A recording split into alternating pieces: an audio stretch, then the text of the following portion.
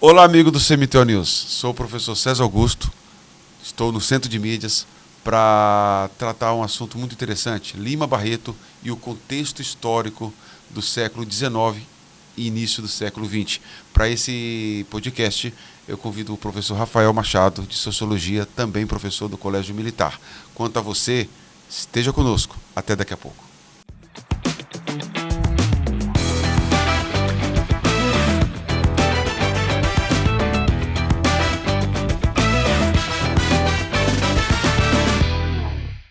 Estamos de volta. Olá, professor.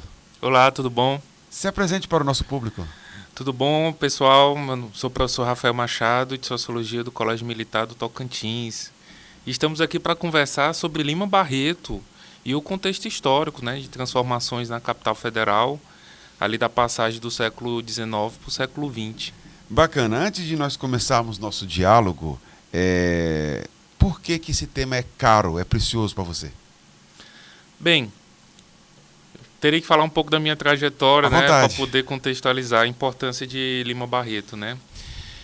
Embora professor de Sociologia, eu sou um grande apaixonado por literatura e sempre procurei trabalhar as duas áreas de forma simultânea na medida do possível.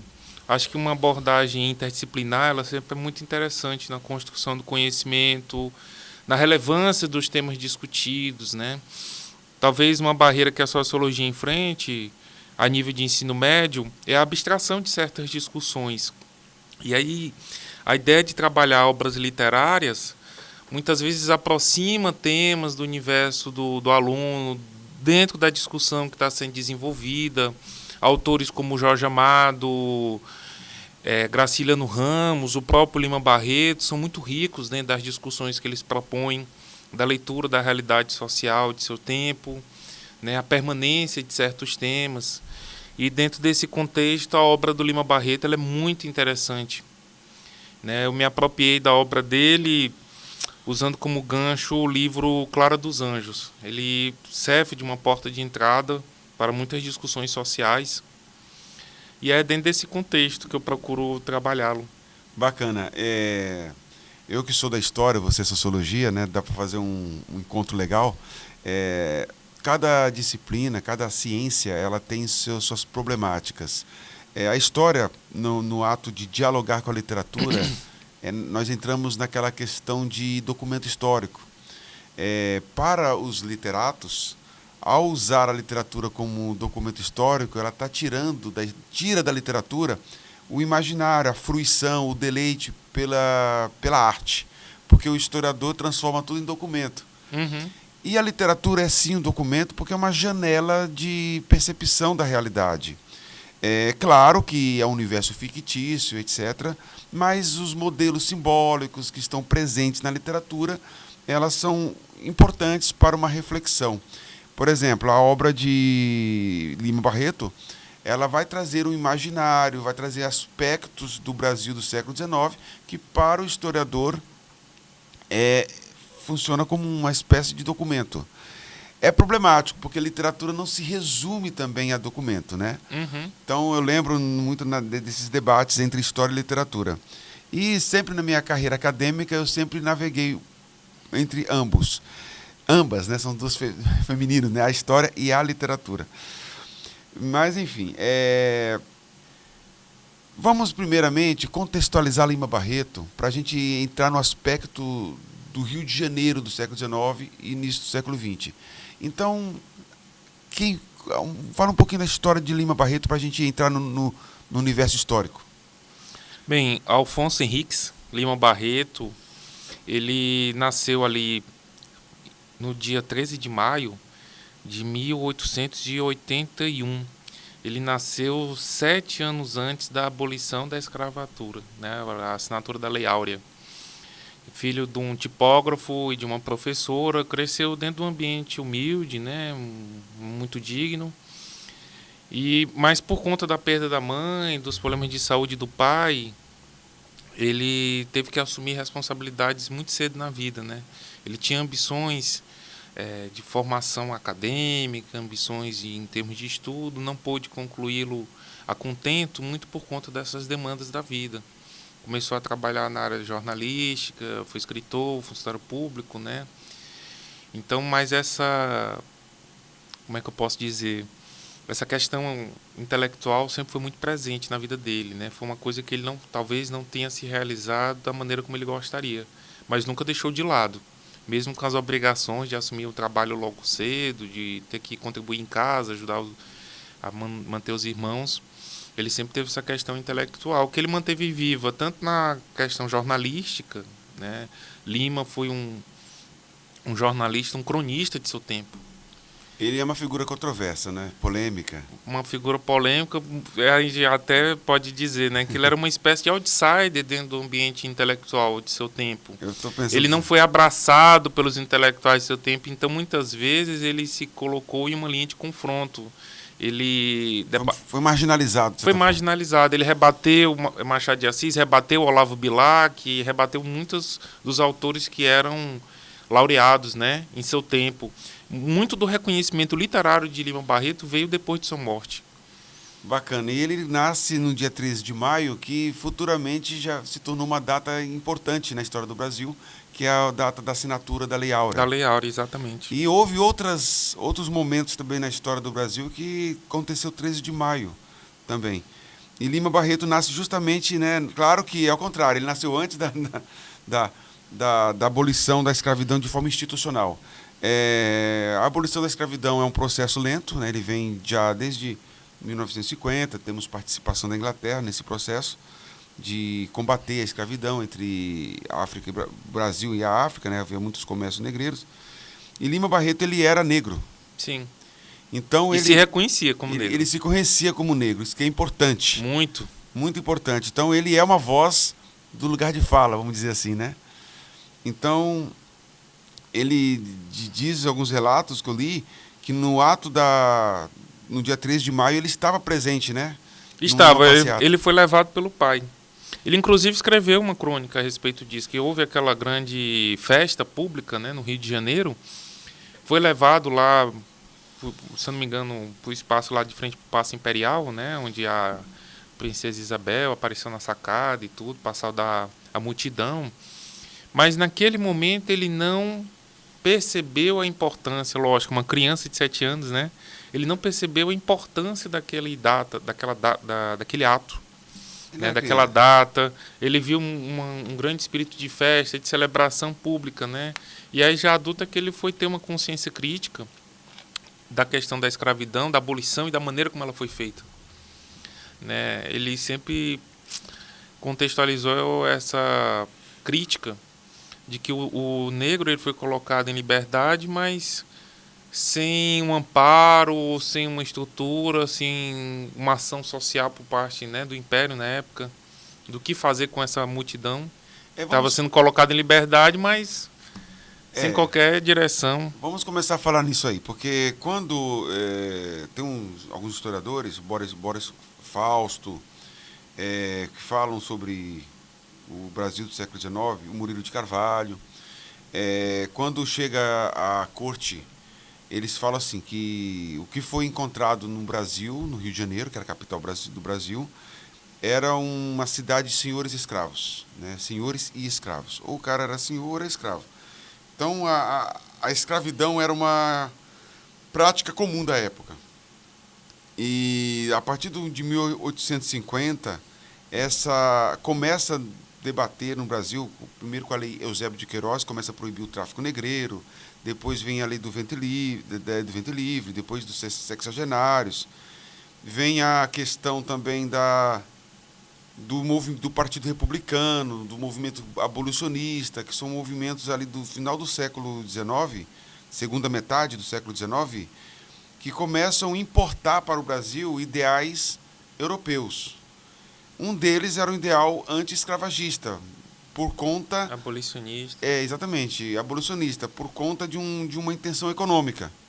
Né? Nós estamos ali no contexto do século XIX, da segunda Revolução Industrial. E essas ideias, essas necessidades de substituir a mão de obra escrava por uma mão de obra salariada, ela ia favorecer o consumo, o mercado.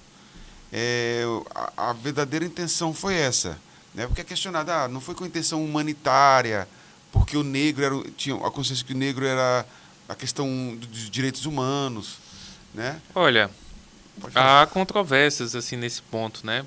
Porque havia sim também presente uma ideologia naquele momento em relação à libertação dos escravos.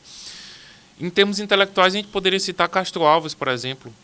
Era o poeta dos escravos. O poeta dos escravos, aquela geração Condor, que já projetava de uma forma muito incipiente ainda questões sociais em sua obra literária, que ainda não era muito comum no romantismo.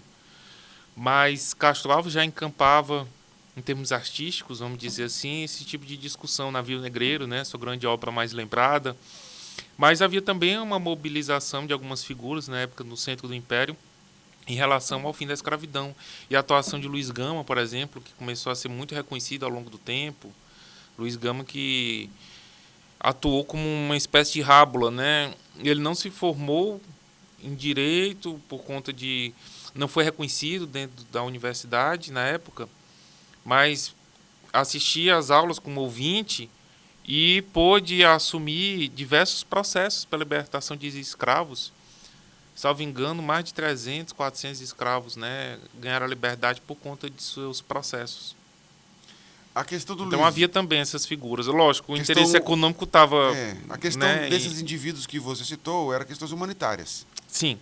Mas havia, por parte dos ingleses, em proibir o tráfico negreiro, era por funções econômicas. Com certeza. Que a própria Inglaterra foi uma das primeiras a escravizar.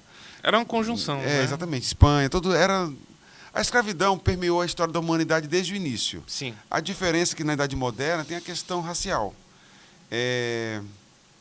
Então, no jornal, indico para o nosso ouvinte, o jornal O País. Jornal O País. Jornal O País tem vários debates lá, que era de um jornal dirigido por Quitino Bocaiúva, que era um republicano, Partido Liberal. Ele vai tratar que o contexto, a situação do negro no Brasil era uma situação de não adaptação ao trabalho capitalista.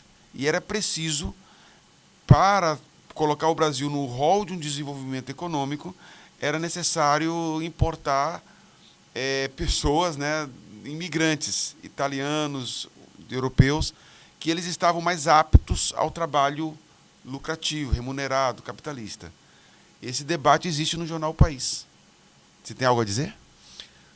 Bem, que é importante para entender o contexto de quem foi, que veio a ser Lima Barreto, né, as suas inquietudes. Uhum.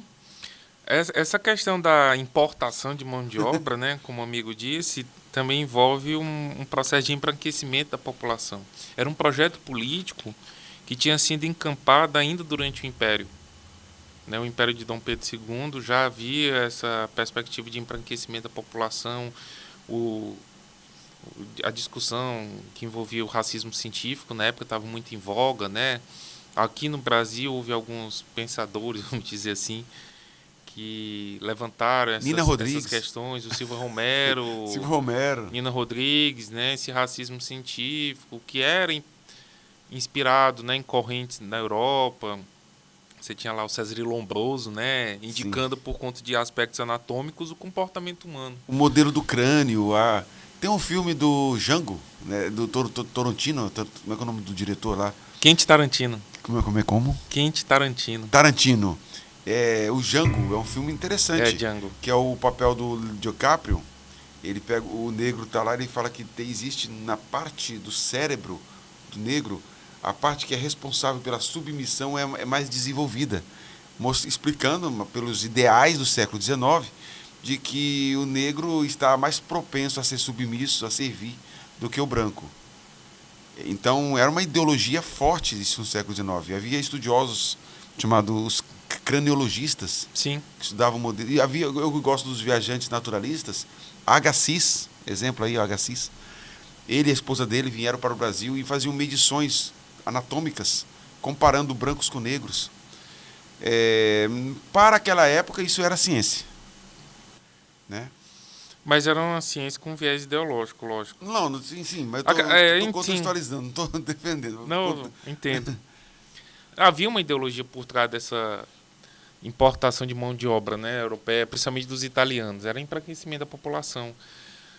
E tanto é que quando eles aqui chegaram, muitos se depararam com práticas de trabalho de exploração, né? Você ficava confinado na fazenda, você tinha que custear a sua vinda, pagar. Aqui se descobria, né, que você tinha que pagar pela passagem do navio, pagar pela passagem do trem que levou até a fazenda, o interior onde a pessoa ia ser alocada, pagar por aquilo que ela consumia, pela sua própria sobrevivência. Então, as práticas de exploração ainda estavam arraigadas, né? Eu não tenho esse acesso, mas eu vi já uma leitura de que Isabel, a família real brasileira, né, ela tinha planos de indenizações aos escravos, mas isso foi abortado devido ao fluxo repentino dos acontecimentos. Os grandes cafeicultores, que eles eram ligados ao Partido Liberal, tem também o Exército Brasileiro, que começou a promover nas escolas militares ideais antimonárquicos. Sim. E isso terminou abortando o plano. De certa forma, o projeto da família imperial era um projeto lento, ao ponto, se realmente essa narrativa for verdadeira, foi interrompido e os negros foram libertos, mas foram libertos assim, para onde, né? Não foram assistidos. É claro que há estudos que os imigrantes que foram trabalhar, ocupar o lugar dos escravos, as condições deles também eram análogas à escravidão. Exato. Mas eles tinham uma estrutura diferente. Você vai encontrar, por exemplo, em Curitiba, instituições que foram criadas para representar os italianos. Ao contrário dos negros, eles foram realmente jogados na sarjeta. E longe da capital, no Brasil interiorano, no Brasil do interior, tinha muitos escravos que permaneceram escravos, muitos negros que permaneceram escravos décadas após a abolição da escravidão. O contexto também dos imigrantes era outro, né? Eram pessoas com maior esclarecimento. Não vou dizer todos, né? Sim. Mas havia um maior esclarecimento. Vieram para cá muitos socialistas, anarquistas, exatamente, fugindo das perseguições que estavam sofrendo lá na Europa. Era isso que eu ia até mencionar, né? O anarquismo ele chega no Brasil por meio dos imigrantes. Eles vieram com uma politização, nível de politização muito maior do que o do escravo aqui. Eram, afinal, pessoas livres, né? Eram pessoas livres que, quando chegam aqui, que estavam sendo submetidas a situações análogas à escravidão e elas não estavam aceitando aquilo. A ocupação, inclusive, do sul do Brasil foi muito por conta dos colonos, né? Que pessoas que vão assumindo o seu próprio sustento em pequenas propriedades e tudo mais. Agora, comparar com a questão dos escravos era muito complexo, né? A pessoa nascer e ser escrava a vida inteira e, de repente, ter consciência da exploração, isso não seria possível. É um processo mais lento, né? Muito, muito. E agora, no caso dos europeus, não. Eles já chegaram conscientes de que aquele tipo de exploração não dava. Feito essa abordagem sobre a questão do trabalho, do negro, que Lima Barreto era negro, mas ele era filho de escravo, como é que... A mãe dele era escrava liberta, se eu não me engano. Certo, mas ele tem essa herança, né? Sim. Do olhar do escravo. Do escravo. É isso que é importante. O amigo pode estar perguntando, mas o que tem a ver com Lima Barreto? Tem tudo a ver, porque esse é o legado do Lima Barreto, essa era a política nacional, e Lima Barreto vai ser fino nessas observações. Sim. E, além dessas importações do conceito de trabalho, também tem a questão urbana, a questão arquitetônica, né? O Brasil, ele, desde o século XIX, acho que desde sempre, ele sempre se espelhou muito no modelo europeu. O José Murilo de Carvalho, que é um historiador que eu tenho uma certa apreciação, ele fala que a intelectualidade brasileira, ali em primeira metade do século XIX, era uma mentalidade oriunda de Coimbra, que é Portugal. Então, os grandes intelectuais que moravam aqui no Brasil se formavam em Portugal. Só que a metade do século XIX para o século XX, a gente vai ver uma guinada, a influência da França. Então, vai vir para o Brasil, eu aqui falando dos naturalistas, que eu estudo um pouco, os vários viajantes, cientistas franceses, Sim. que vão, Debré, Rugenda, Saint-Hilaire, que eles vão estudar, né, são cientistas franceses. E também o modelo das casas, o modelo das ruas, né, como era o século XIX, o Rio de Janeiro do século XIX, nesse aspecto da engenharia urbana, meu amigo Rafael? É importante lembrar também que o naturalismo ele chegou a ser, né, uma estética literária. O romantismo também, né? Todas as escolas literárias, são francesas, né?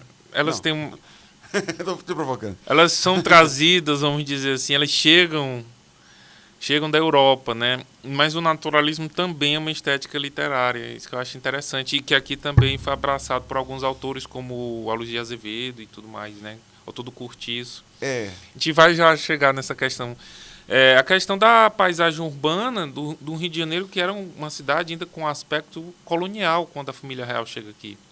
Era uma cidade relativamente pequena, sem infraestrutura, né? O impacto que a vinda da família real traz é muito grande, justamente porque é a partir dali que começa um processo de uma infraestrutura urbana que a cidade não tinha. Instituições começam a surgir, né? Espaços começam a ser construídos para atender às demandas da família real, as demandas daquele novo status que a cidade assumia, né? O Brasil passa a ser vice-reino. A gente deixa a condição de colônia e passa a ser vice-reino. E isso acaba dando brecha para o surgimento e construção de diversas estruturas, né? Mas, ao mesmo tempo em que surge uma biblioteca nacional, o esgoto ainda corria a céu aberto. Jardim Botânico. Exatamente. Ao mesmo tempo que você vê a construção do teatro, você vê essa questão da pobreza, né?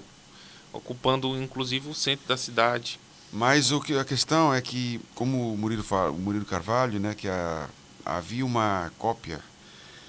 E essa cópia é compreensível, já que o Brasil era uma colônia de Portugal, e nos documentos chama-se Estado de Portugal, né, Estado do Brasil. Mas é colônia.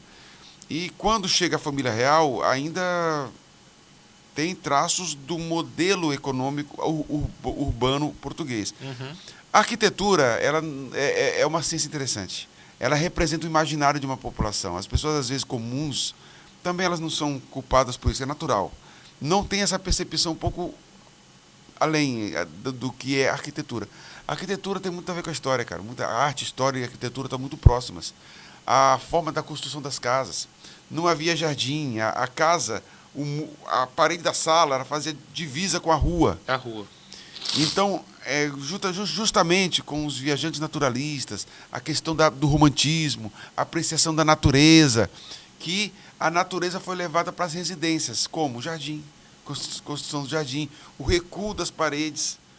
E esse recuo, hoje em dia, nenhuma casa hoje tem a sua parede dividida com a rua, a casa moderna, a não ser lugares tombados pelo IFAM, né? Uhum. Pelo patrimônio histórico. Então, hoje, esse método hoje de pegar as casas e recuar, criar um jardim, é uma importação europeia. Entendeu? Sim. E quando, após a família real chegar ao Brasil, que primeira mudança, primeira transformação urbana é essa aí, de impacto, nós temos agora o contexto do século XIX em diante, que vai vir Lima Barreto lá no finalzinho, é uma imitação da paisagem urbana francesa. Quer falar sobre isso, meu amigo? A questão do jardim, ela é muito curiosa mesmo, quando surge essa figura do jardim do quintal. Né, que na arquitetura, na ocupação, na estrutura do espaço urbano, ela está muito atrelada, primeiro, à noção de privacidade e à discussão sobre o público e o privado. Porque esses prédios, como o amigo mencionou, em que a parede da sala literalmente faz a divisa entre o ambiente doméstico e o espaço público, a rua, ela acaba sendo vista justamente como um espaço que não é mais de moradia, é para atender às demandas sociais. É um prédio público, é um comércio e tudo mais. A noção do resguardo que o jardim dá diz respeito à noção de privacidade, né? E que é importada da Europa, como você bem disse, quando vão surgindo a construção dos subúrbios no Rio de Janeiro. Você tem a noção do que é o espaço público e do espaço privado, o espaço doméstico, o espaço em que você tem o seu descanso.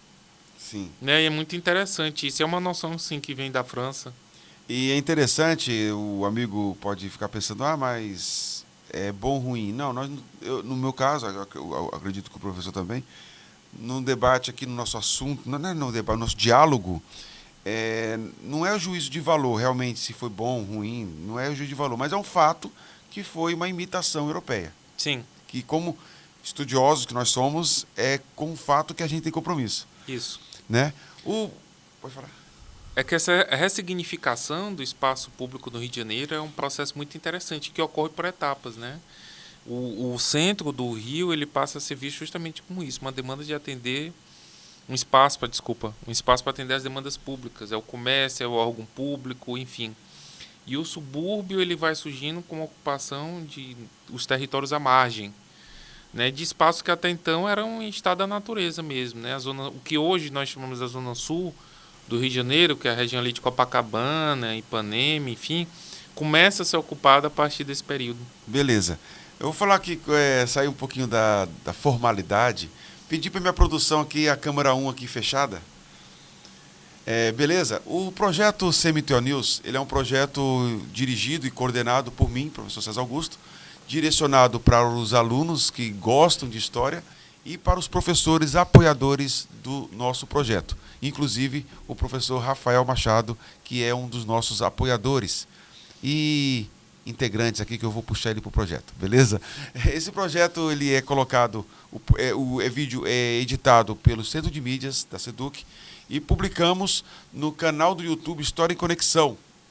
E abaixo do vídeo vou dispor para vocês o link. Também alguns flashes nós colocamos no CMTO News Instagram. CMTO News Instagram, História em Conexão YouTube. Enviamos também o nosso trabalho para a TV Assembleia, que faz a divulgação em rede aberta. E você curta esse projeto, compartilhe, seja um seguidor CMTO News, beleza? Então vamos aqui para o nosso entrevistado. Então, Rafael, as ruas do Rio de Janeiro eram estreitas. Sim. A população pobre morava no centro da cidade. Sim.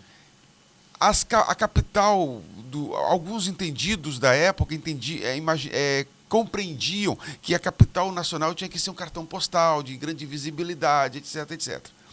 É daí que surge uma questão, né, de modernizar a capital do Rio de Janeiro. Fale sobre isso. A gente já vai precisar dar um salto no tempo, né? A gente Sim. estava falando ainda da ocupação de um Rio de Janeiro imperial. Sim. Essa ressignificação do espaço público no Rio de Janeiro, ela ganha força mesmo a partir da Primeira República, né? O que hoje nós chamamos de República Velha. O projeto do Rio de Janeiro espelhar o espírito artístico da época, o espírito urbanístico, né, da Belle Époque. Você se inspirar na noção de modernidade, de modernização do espaço público e transformar o Rio de Janeiro numa Paris tropical. E aí a gente chega na época do governo do Pereira Passos, né, que junto com o governo da época, o presidente da época, Rodrigo Alves, né? Rodrigues Alves, né? Começa esse processo que ganhou o nome na imprensa de Bota Abaixo. Bota abaixo. Demolição de diversas áreas urbanas no Rio de Janeiro para alargar avenidas, para arejar a cidade. Só que o grande efeito disso foi atingir a população mais carente, mais exposta, né? Mais marginalizada, que acabou sendo a demolição dos cortiços, né? Que ocupavam vários espaços no centro do Rio de Janeiro. Vamos aproveitar para falar dessa parte, mostrando alguns slides. Peço para a produção aqui passar alguns slides. Lima Barreto, a modernização do Rio de Janeiro, com os professores César Augusto, História, Rafael Machado, Sociologia. Aí, ó. Quer falar sobre essa imagem, meu amigo? É o Rio de Janeiro ainda colonial. Não, Nessa transição, né, da chegada da família real ali para o início do Império. Então aqui é o início do Império. Vamos lá. A partir do início do século XX, as encostas dos morros próximos ao centro da cidade foram ocupadas pela população que estava sendo expulsas das áreas planas pelas reformas propostas pelo prefeito Pereira Passos, 1902 a 1906.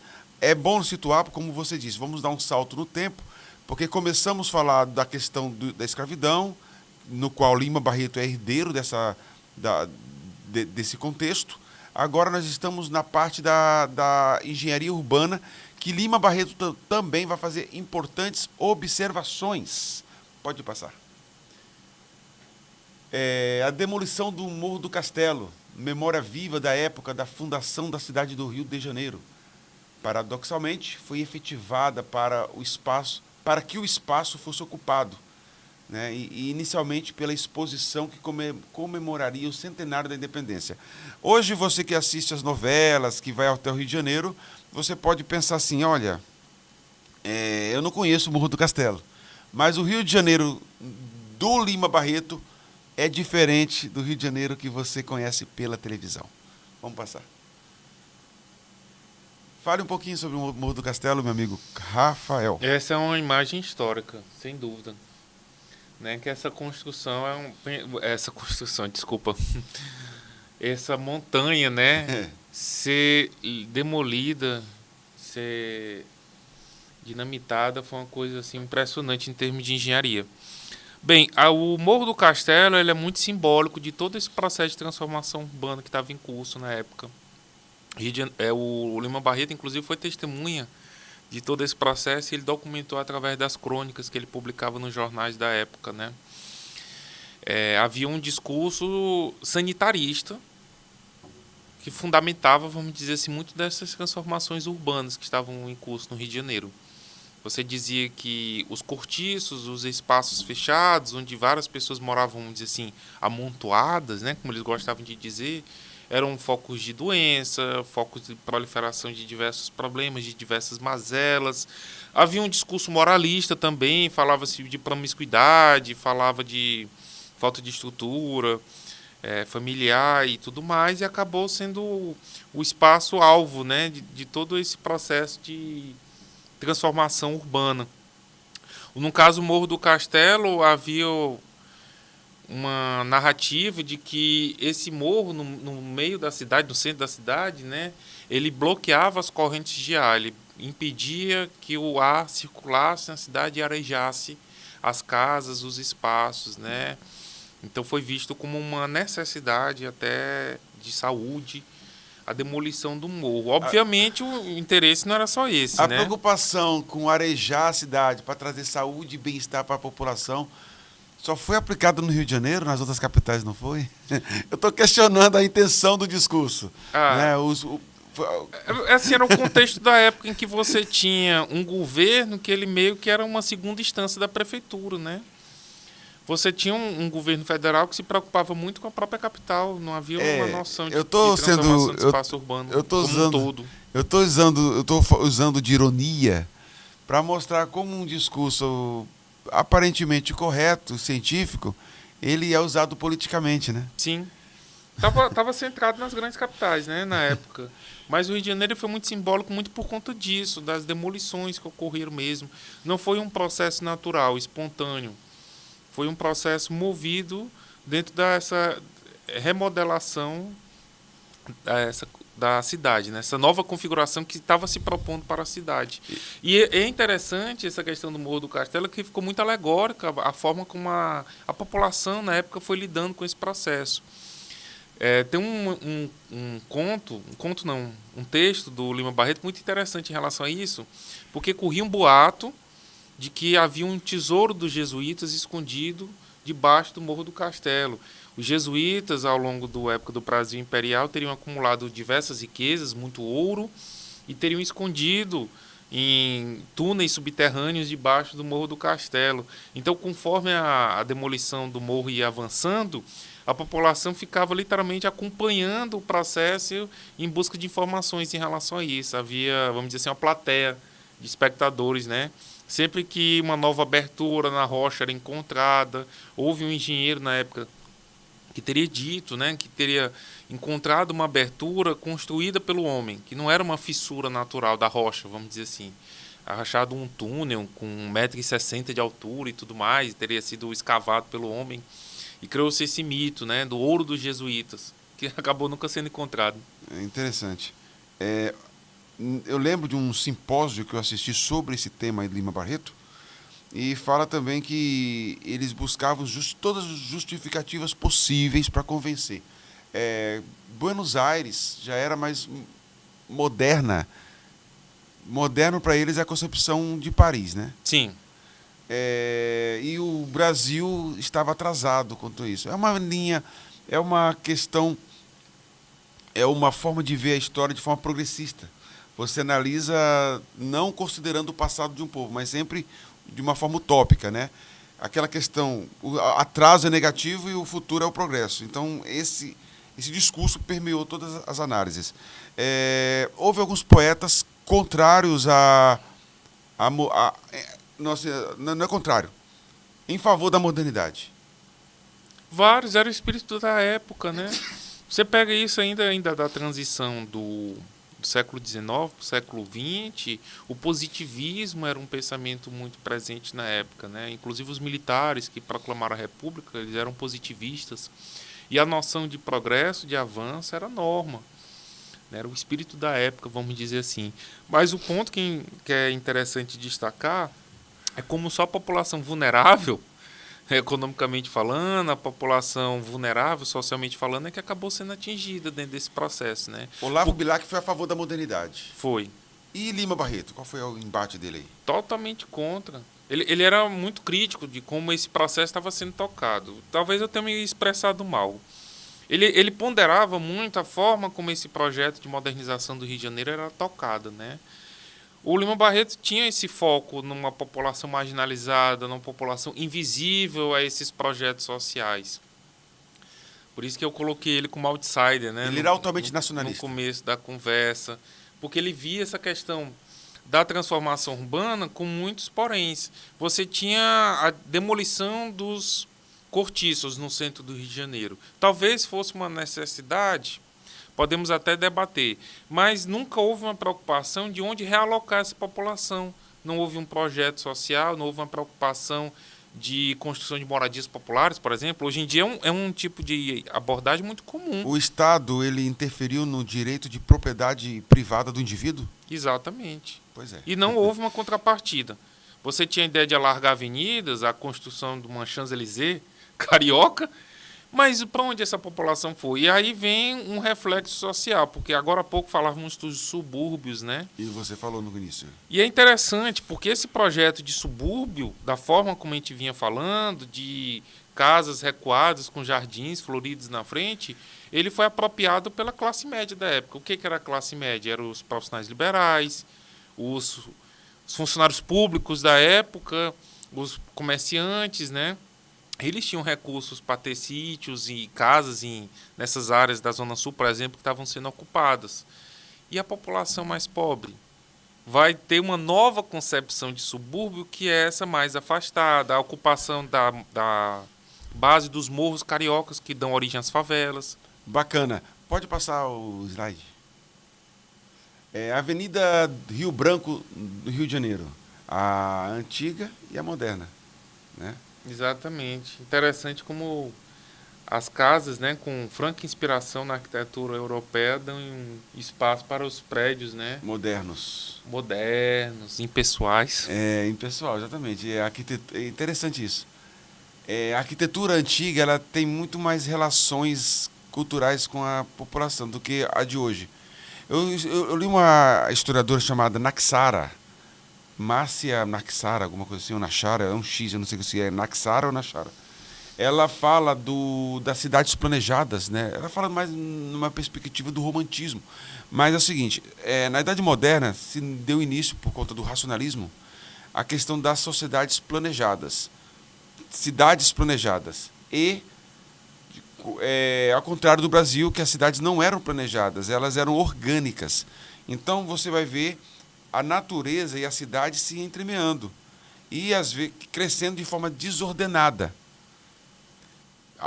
do ponto de vista do planejado. Uhum. Mas é um desordenado mais acessível para o pedestre, não é não? É mais acessível a várias coisas. É curioso isso, que nas cidades planejadas, ela é uma importação europeia. As cidades não eram planejadas, elas eram naturais, né? Vamos aqui passar. As ruas, elas eram construídas de acordo com a necessidade do ir e vir. Sim. Não de forma racional, meticulada, projeto de doutor, não era assim. No início do século XX, a Cidade Maravilhosa ainda conservava áreas coloniais que não combinavam mais com a imagem positiva que grandes capitais europeias, principalmente Paris, tinham, né? Nós já comentamos, vamos passar para frente. Aí, ó, Morro do Pão de Açúcar, em uma época em que a estátua do Cristo Redentor, não, no Corcovado, ainda não havia sido inaugurada, né? Como o Rio de Janeiro da época era. Pode passar?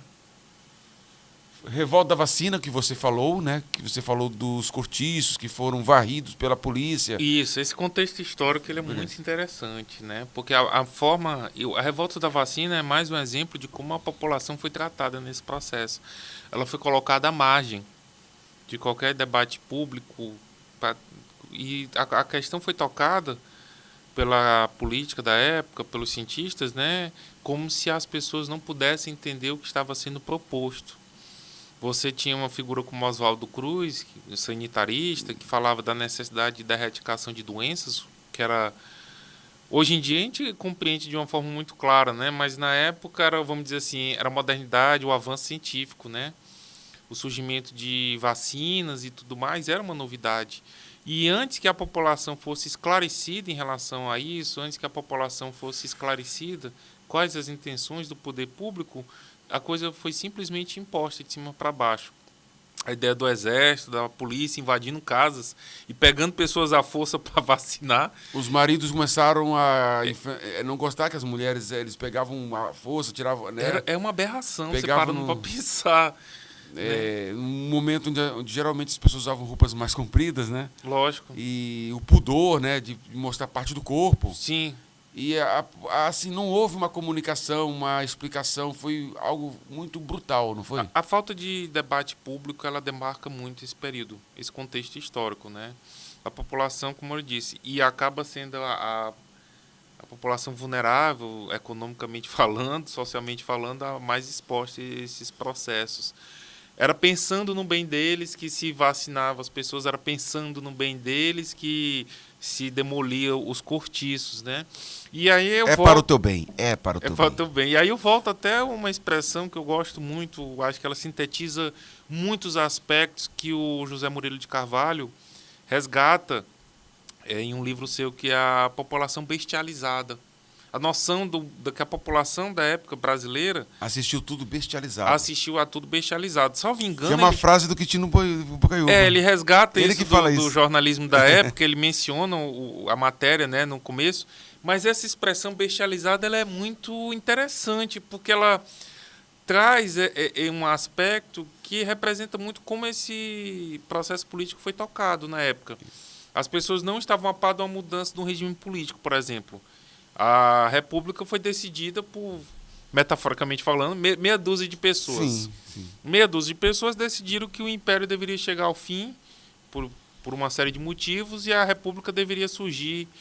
Meia dúzia de pessoas decidiram pelo processo de modernização do Rio de Janeiro. Foi tão às pressas que, falando da República aí, semanas antes eles não sabiam nem quem seria o representante do novo regime. O Teodoro da Fonseca, aí é você que é o mais famoso aí, um militar de destaque, né? É o veterano, né? Veterano da Guerra do Paraguai e tal. Exatamente. É muito curioso como essa questão do bestializado, né? Ela sintetiza muito esse processo. E fazendo um gancho com a literatura, traz um pouco de uma abordagem naturalista da realidade, né? Tem um autor... É o Bota Abaixo isso aí? Não, ela faz parte do contexto, mas Sim. o Bota Abaixo mesmo é aquele processo de demolição, né? Sim, e aí tem um autor francês que eu gosto muito, é o Émile Zola, que ele fala muito da questão da besta humana. Gostei. Pode passar. A república no Brasil é o regime da corrupção. Todos querem comer, come os romancistas, come os engenheiros, come os jornalistas. O Brasil é uma vasta comilança.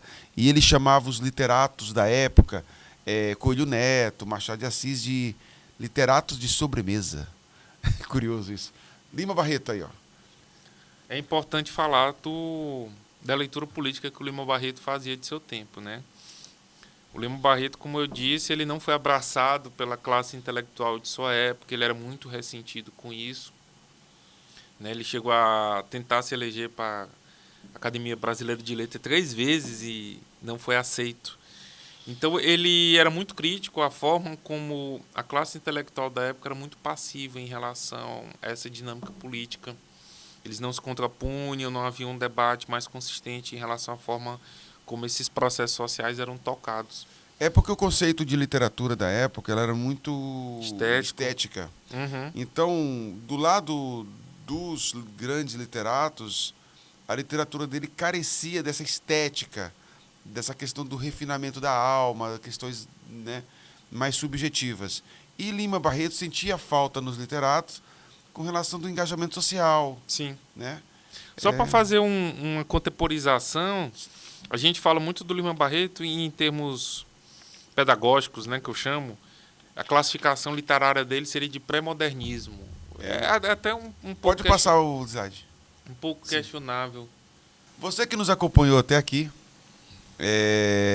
solicito a vocês, compartilhe, deixem embaixo os comentários para nós vermos, né, o que vocês estão achando. Curta, compartilhe, seja um seguidor. Se você gostou, compartilhe com seu amigo.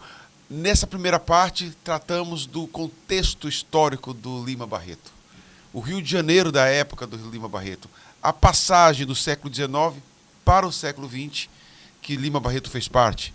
Trouxemos para vocês também uma análise, começando pela mentalidade cientificista, pela questão do trabalho e pela arquitetura urbana, que todas elas espelhadas em França. Então, aqui é César Augusto, História para Dentro da Cabeça, e continue conosco na parte 2. Até mais. Tchau.